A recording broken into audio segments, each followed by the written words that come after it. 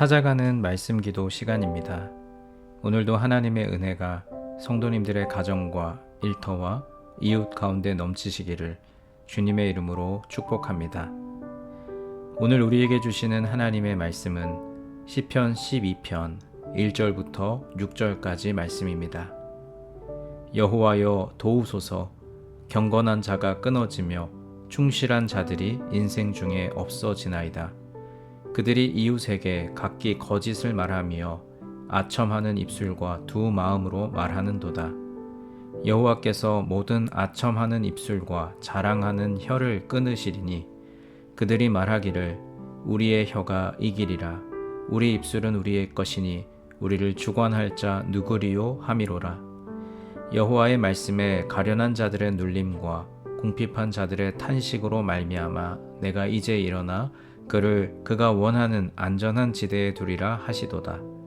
여호와의 말씀은 순결하며 흙 도가니에 7번 단련한 은 같도다. 아멘. 사람과 동물은 언어와 말의 능력에 있어서 가장 큰 차이를 보입니다.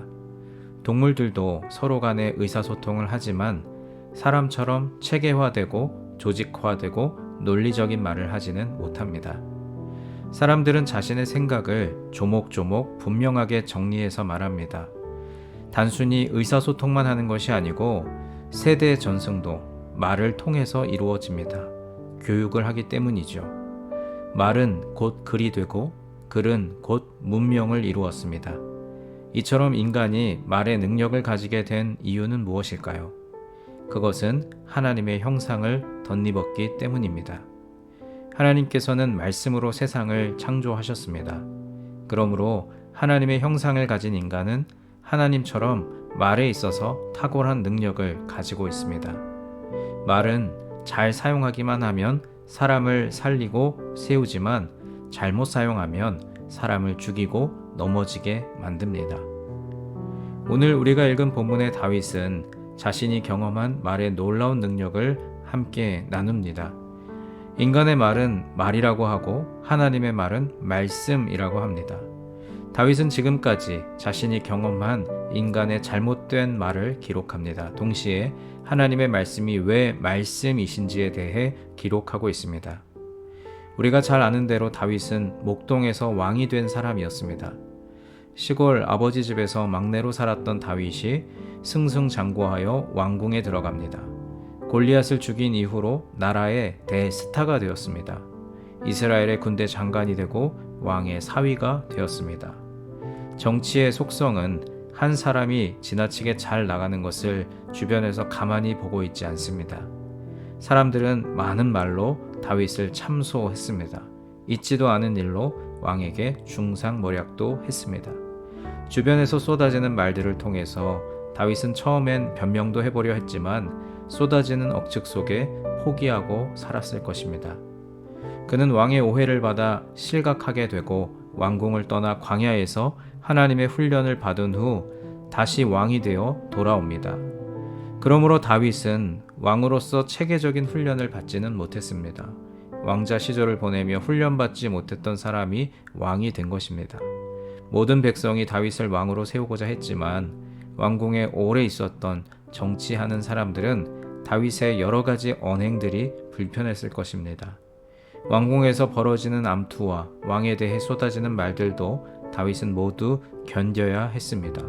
그렇게 수많은 말들을 견디면서 그가 했던 경험을 오늘 말씀에서 각기 거짓을 말하며 아첨하는 입술과 두 마음으로 말하는도다 라고 기록했습니다. 사람들이 하는 나쁜 말 중에 하나가 바로 아첨하는 입술입니다.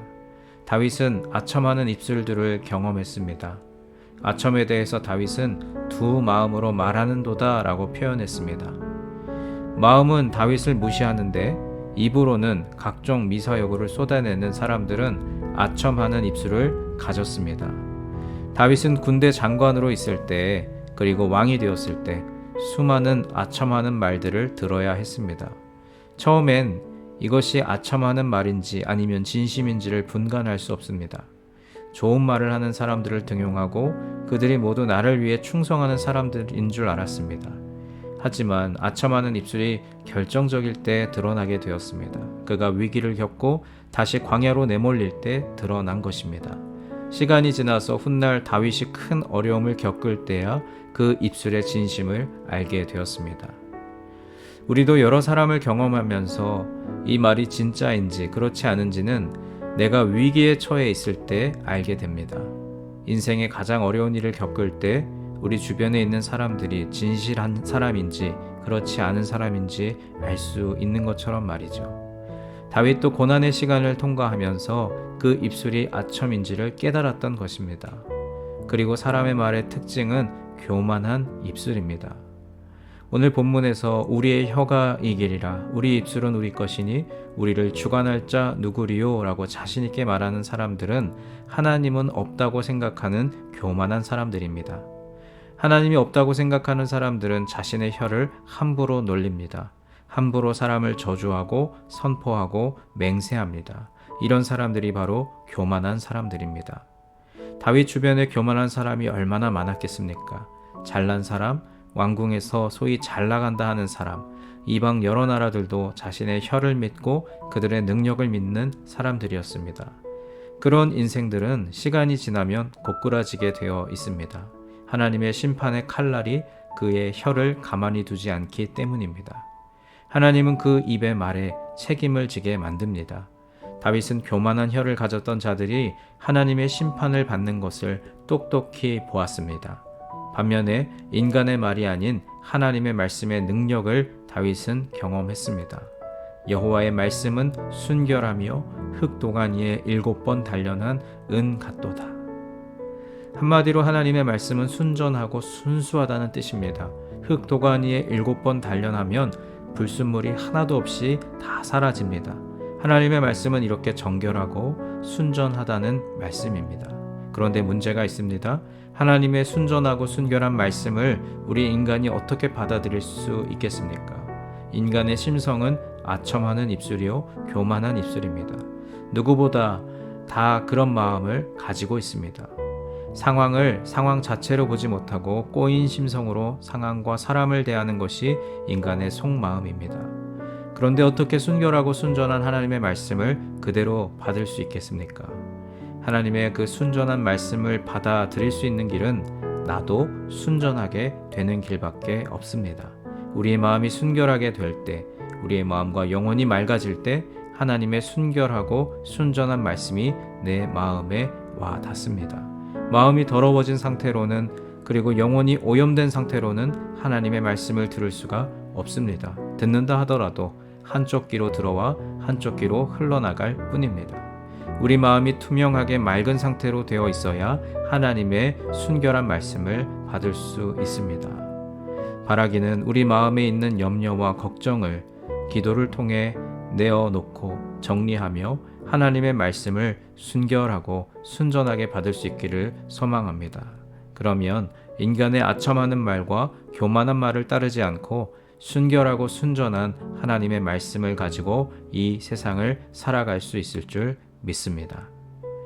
이제 오늘 주신 말씀을 붙들고 기도하겠습니다. 사랑의 하나님, 하나님의 순전한 말씀을 위해 마음을 정결하게 기경하기를 원합니다. 인간의 아첨하는 말과 교만한 말에 귀를 기울이지 않게 하시고 순결한 영혼에 주님의 말씀을 허락하여 주옵소서. 함께 기도하겠습니다.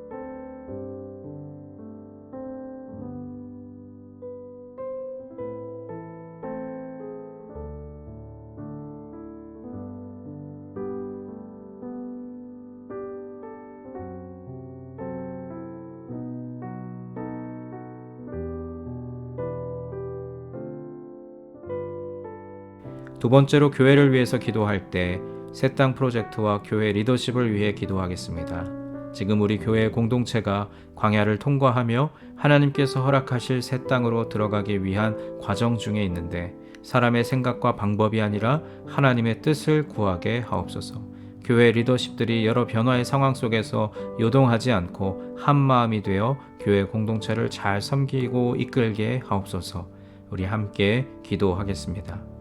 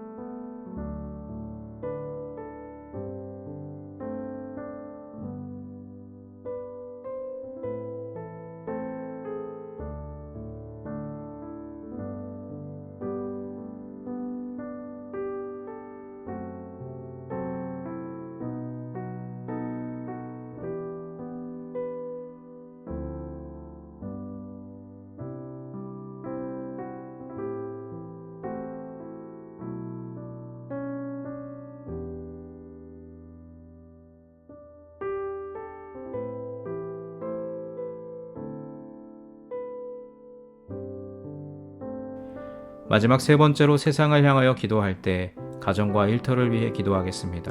하나님께서 허락하신 가장 작은 교회인 우리 가정이 말씀의 반석 위에 잘 세워지게 하옵소서. 가정에서 하나님의 사랑과 은혜로 충만해져서 각자의 일터와 학업의 자리로 나아가 하나님의 자녀답게 선한 영향력을 끼치는 하루가 되게 하옵소서. 함께 기도하겠습니다.